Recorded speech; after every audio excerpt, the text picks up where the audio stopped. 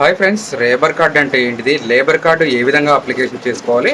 అసలు labour card వల్ల ఉపయోగాలు ఏంటి అనే దాని గురించి అయితే ఈరోజు ఈ వీడియోలో తెలుసుకుందాం. అసలు లేబర్ కార్డు ఎక్కడ అప్లై చేసిన జిరాక్స్లో మన పాస్పోర్ట్ సైజ్ ఫోటో ఒకటి, ఆధార్ కార్డు ఒకటి, బ్యాంక్ అకౌంట్ జిరాక్స్ ఒకటి, ఇవన్నీ తీసుకెళ్ళి మీ దగ్గర ఉన్న మీ సేవలో అప్లికేషన్ చేసుకోవడానికి ఒక క్యాండిడేట్ ఉండాలి.